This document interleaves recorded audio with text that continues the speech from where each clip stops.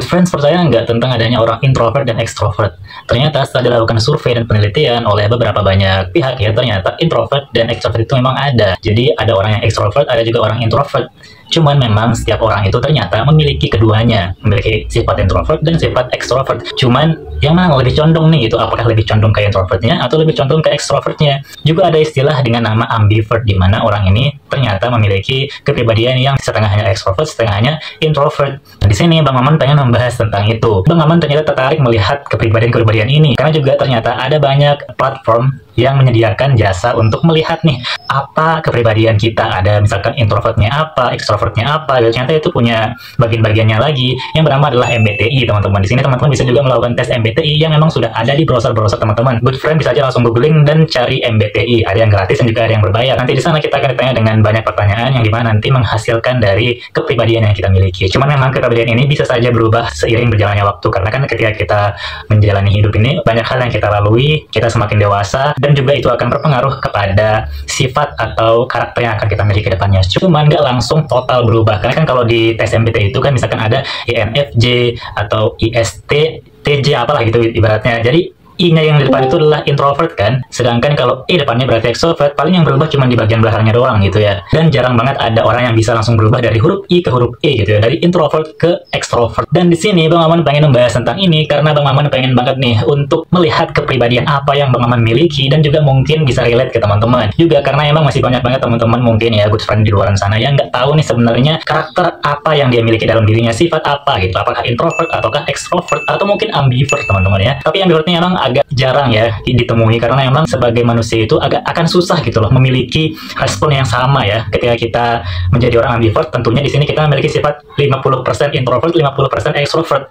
Coba good friend perhatiin, good friend tuh lebih condong menggunakan tangan kanan atau tangan kiri gitu kan. Tapi kalau orang yang bisa menguasai kedua belah bagian badannya ini gitu ya, dia bisa cepat menggunakan tangan kanan, bisa cepat menggunakan tangan kiri dengan responnya yang sama-sama bagus. Itu benar-benar orang yang langka kan. Begitu pun juga dengan ambivert, kepribadiannya juga sangat langka. Gak banyak orang yang memiliki kepribadian yang benar-benar ambivert. Ya itulah perumpamaan dari orang yang ambivert ini. Cuman kan jarang banget orang yang ambivert. Sedangkan introvert itu adalah orang yang lebih suka untuk menyendiri ya. Energinya itu akan pulih ketika ia bisa me time, ketika ia bisa memiliki waktu pribadi yang dimana dia bisa memulihkan segala hal yang membuat mereka itu merasa capek. Kemudian kalau extrovert itu adalah kebalikan dari introvert, yang dimana mereka itu perlu untuk sosialisasi, perlu untuk berbicara dengan orang lain, aktivitas yang dimana orang-orang itu bisa untuk saling rangkul dan bisa membuat sebuah proyek bersama. Orang extrovert itu nggak bisa diam sendirian, dia perlu orang lain, orang banyak untuk membuat suasana hidupnya itu lebih bersemangat. Tapi sebelum kita bahas ini semua, yuk jangan lupa untuk subscribe dulu teman-teman ya, subscribe channel kecil ini supaya nanti bisa berkembang menjadi channel yang lebih baik lagi ke depannya. Dan jika emang channel ini berhasil dimonetisasi nanti, mungkin siapa tahu kita bisa meet up, kita bisa untuk giveaway juga buat teman-teman yang beruntung, yang mungkin belum banyak ya. Karena di sini Bang Maman bisa dapat 1000 subscriber pertama Bang Maman aja, itu bikin Bang Maman seneng banget, itu bikin Bang Maman udah bersyukur banget pokoknya gitu guys. Jadi ya untuk membantu channel kecil ini semakin berkembang, yuk subscribe dulu guys, karena subscribe itu gratis.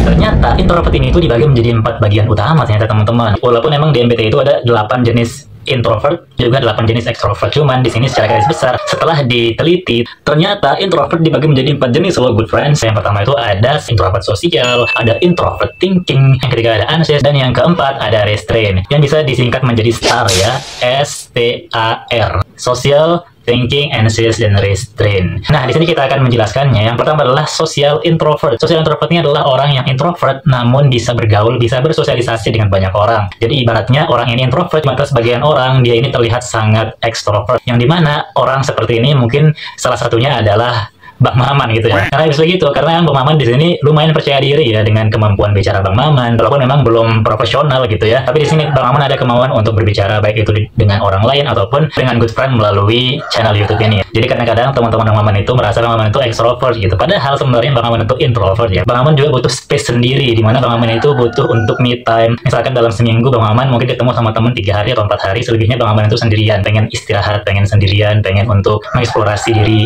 dengan cara mungkin membaca atau mungkin belajar bicara, belajar bahasa dan semacamnya ya, yang dimana Bang Maman itu menghindari keramaian. Tapi di suatu momen Bang Maman itu juga kadang-kadang butuh untuk bercerita, butuh untuk keluar, butuh untuk traveling, bermain sama teman-teman, bicara, minimal kita ketawa-tawa bareng ya. Cuman memang lingkupnya itu nggak luas gitu loh. Yang namanya introvert memang lingkupnya itu lebih kecil daripada extrovert. Kalau orang extrovert mungkin dia cepet akrab dengan banyak orang, tapi kalau orang introvert itu milih-milih teman-teman. Itu nggak bisa buat akrab langsung sama banyak orang. Sekalipun cepet akrab, itu juga nggak bisa dengan semua orang. Jadi kadang akrabnya itu sama orang yang memang si orang introvert ini merasa kalau orang lain itu juga menghargai dia gitu, kayak misalkan mendengarkan ceritanya, atau juga dia merasa nyaman dengan orang tersebut gitu. Dan setiap orang itu kan nggak memiliki kapabilitas yang sama, nggak memiliki kemampuan yang sama untuk merangkul orang introvert. Jadi kita sebagai orang introvert juga nggak serta-merta bakalan langsung cepat akrab dengan semua orang, walaupun baru kenal, tapi langsung bisa cepat akrab ya, karena itu kita memiliki konektivitas hati yang dimana kita merasa orang ini nyambung nih sama kita gitu. Kemudian yang kedua ada yang namanya thinking introvert, yang dimana orang thinking introvert ini adalah orang yang suka sangat berpikir ya. Dia berpikir dalam segala hal, apa yang dia akan lakukan, kedepannya dia harus melakukan apa. Biasanya orang yang thinking introvert ini akan cenderung membuat planning dalam hidupnya. Dia jarang banget untuk bersosialisasi di luar. Tiba-tiba dia punya penghasilan yang banyak. Ternyata dia melakukan aktivitas sendirinya dengan mengasah kemampuan jual beli secara online, atau juga mungkin melakukan persahaman dan kripto lainnya ya. Dan dia lebih mudah untuk melakukannya ketika dalam keadaan sendirian atau tidak banyak orang ya. Itu sebagai contoh saja, good friend. Bukan berarti hanya terkait tentang keuangan saja, tapi juga terkait dengan banyak hal yang dimana orang dengan kepribadian thinking introvert ini cenderung sering bikin kita surprise gitu loh, karena mereka penuh dengan kejutan, yang dimana mungkin sisi positifnya ia bisa untuk memikirkan hal-hal yang mungkin belum saja terjadi, tapi sudah dirancang dari sekarang. Dan sisi negatifnya mungkin bisa dibilang overthinking kali ya. Cuman nggak too much kali ya overthinkingnya. Karena emang ada juga nih introvert yang overthinking banget atau too much gitu. Yaitu adalah anxious introvert, yang dimana introvert jenis ini tuh lebih cenderung kayak membatasi diri dengan sosial hidupnya. Kayak misalkan dia ada batasan ketika dia harus bertanya sama orang, dia harus berpikir apakah ini menyakiti hati orang, atau mungkin ketika ada orang lain juga yang mungkin tidak sengaja mengatakan sesuatu, ternyata bagi orang anxious introvert ini justru kayak merasa direndahkan, padahal niat orang lain itu enggak gitu.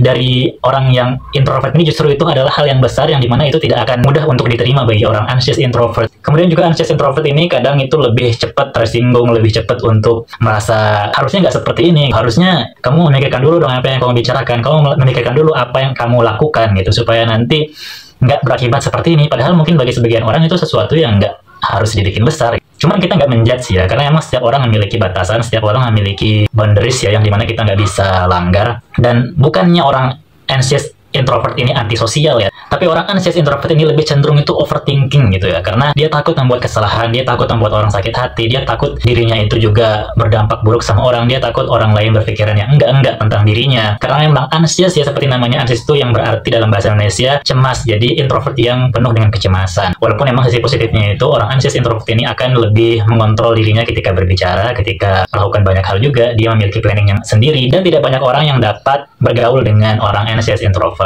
Tapi aku di sini nggak bilang orang anxious introvert ini cepat marah atau gimana, enggak. Memang juga ada anxious introvert yang dimana dia bisa lebih mengontrol dirinya ya. Mungkin anxious atau kecemasannya itu nggak sebanyak di beberapa orang yang memiliki anxious introvert yang sama dengan dia. Jadi emang setiap orang kan beda-beda ya. Ada yang tinggi kecemasannya, ada juga yang enggak, ada juga yang memang kadang turun naik gitu ya. Jadi labil ya. Kita tidak bisa menyamakan setiap orang. Kemudian juga di jenis introvert yang terakhir ini ada namanya restraint introvert atau introvert pengendalian, yang dimana kenapa di sini dibilang pengendalian, karena di sini dia bisa mengendalikan emosinya, dia bisa mengendalikan karakteristiknya di depan orang, caranya bersikap, caranya bersosial, caranya berbicara, caranya dalam melakukan banyak hal. Pokoknya itu adalah restraint introvert, dimana di sini restraint introvert ini menurutku adalah salah satu tipe introvert yang luar biasa bagus teman-teman. Karena orang yang biasanya memiliki restraint introvert ini, dia itu cenderung memiliki jiwa kepemimpinan yang bagus, dia bisa untuk menjaga image dia di depan orang, kemudian juga dia bisa menjaga perasaan orang lain, dia bisa mengontrol dirinya dengan bagus. Sebenarnya mirip-mirip dengan anxious introvert, cuman jenis restraint introvert ini lebih mudah untuk menguasai diri dan menguasai lingkungannya. Jadi dia lebih mudah beradaptasi, adaptif dengan sosialisasi, adaptif dengan orang-orang yang ada di sekitarnya, sehingga dia dirasa memiliki kemampuan yang luar biasa bagus untuk membuat dirinya nyaman dan membuat lingkungan sekitarnya itu juga terasa nyaman gitu. Jadi orang yang seperti ini emang gak banyak bicara, tiba-tiba aja dia bisa menghandle suatu masalah, tiba-tiba dia bisa diandalkan, dia bisa membuat keputusan yang bagus karena bisa self control ya. Dia juga bisa self love pada dirinya sendiri, dan kecemasannya juga nggak sebanyak anxious introvert. Dan ternyata nih setelah diteliti, otak orang introvert itu lebih mudah merespon neurotransmitter asetilkolin ya, yang dimana diproduksi dalam tubuh ketika seseorang merasakan suasana yang tenang, kayak misalkan lagi istirahat sendirian di kamar, atau lagi traveling di tempat yang indah dan mentadaburi alam sendiri gitu ya. Makanya nggak heran kalau orang introvert itu lebih suka hal-hal yang semacam itu ya. Kayak mungkin di sini teman-teman juga ada kan pasti yang suka tiduran sendirian di kamar, lebih senang untuk menghabiskan waktunya sendirian di kamar, atau dengan lingkup orang-orang yang di sekitarnya aja, orang-orang yang dia akrab ya, teman-teman secara lingkaran kecil itu. Adapun kalau orang ekstrovert itu lebih cenderung kumpul dengan lingkaran yang besar ya, lebih cenderung untuk berbicara, sosialisasinya itu lebih luas, dan lebih gampang untuk mengutarakan maksud dan tujuannya secara verbal ya. Pokoknya orang ekstrovert itu gampang lah untuk bersosialisasi. Kalau orang introvert ya seperti tadi aku bilang, itu kadang perlu untuk penyesuaian diri. Dan ternyata kalau orang ekstrovert ini setelah diteliti, otak mereka itu cenderung merespon dopamin, yang dimana dopamin ini akan diproduksi oleh otak di dalam tubuh kita ya ketika kita merasa bahagia ya. Ekstrovert itu kan dia bisa bahagia ketika ia bisa berinteraksi secara eksternal ya, bisa berinteraksi di luaran sana secara sosial dengan orang lain, dengan pembicaraan atau sosialisasi yang memang orang introvert nggak bisa pahami gitu loh. Nah, jadi itu kita nggak bisa untuk membuat orang yang ekstrovert dengan introvert itu berpikir dengan cara yang sama, karena cara mereka berpikir itu berbeda loh teman-teman. Jadi kalau orang ekstrovert itu cenderung berpikir atau memutuskan keputusan dengan cepat ya, yang memang itu lebih efisien dibandingkan dengan orang yang introvert, yang dimana mereka itu memang lebih pelan gitu, harus menimbang-nimbang dulu nih keputusan mereka, apa yang mereka akan ambil langkah ke depannya. Tapi justru itu lebih teliti teman-teman. Jadi di satu sisi orang ekstrovert itu mereka lebih efisien, sedangkan orang yang introvert mereka itu lebih teliti. Contoh misalkan kalau orang introvert itu cenderung memikirkan hal-hal kecil yang dimana orang ekstrovert tuh nggak memikirkan itu, nggak fokus ke situ gitu loh. Cuman kalau orang introvert ini dia tuh lebih cenderung peka dengan hal kecil. Kemudian kalau orang ekstrovert tuh biasanya itu nggak terlalu peka dengan hal kecil ya, dia tuh langsung to the point dengan hal-hal besar. Dan juga orang ekstrovert itu biasanya ya, ini biasanya teman-teman ya, dia itu lebih mudah untuk membuat keputusan yang cepat gitu. Cuman emang ada sisi negatif dan positifnya. Emang setiap kepribadian ini nggak ada yang 100% itu semuanya sempurna, nggak ada, karena kita sebagai manusia itu saling melengkapi kan. Ada introvert, ada extrovert, ada siang, ada malam, ada matahari, ada bulan. Dan juga sama halnya dengan extrovert, introvert gitu loh. Bayangin aja nih kalau nggak ada orang introvert pasti nggak seru, dan juga kalau nggak ada orang extrovert juga nggak seru gitu loh. Jadi emang harus saling menghargai satu sama lain. Ibaratnya kalau orang extrovert adalah otak dan mulut, sedangkan kalau orang introvert adalah hati dan telinga. Kita tuh saling melengkapi satu sama lain sebenarnya. Jadi nggak boleh paksa-paksa orang jadi introvert atau jadi extrovert, karena emang orang nggak bisa dipaksa. Kalau kita introvert ya kita harus terima kita introvert, kalau extrovert ya harus terima dirinya extrovert. Jadi sekarang jangan kayak kenapa sih dia nggak mau bergaul kayak gini misalkan tetangga gitu kan, ya emang mungkin dia introvert, dia nggak bisa untuk sering bicara di depan orang. Kalaupun dia bisa ya mungkin hanya lingkup kecil gitu kan, kita nggak bisa. Kita tuh memang perlu waktu gitu loh. Sebagai orang introvert itu perlu waktu untuk membangun chemistry sama orang, nggak bisa langsung-langsungan seperti orang extrovert. Dan juga kalau orang introvert pun juga nggak boleh tuh untuk terlalu mengurung diri banget ya, seenggaknya ya sapa, senyum gitu sama orang, dan mau mencoba hal baru, mau belajar hal baru,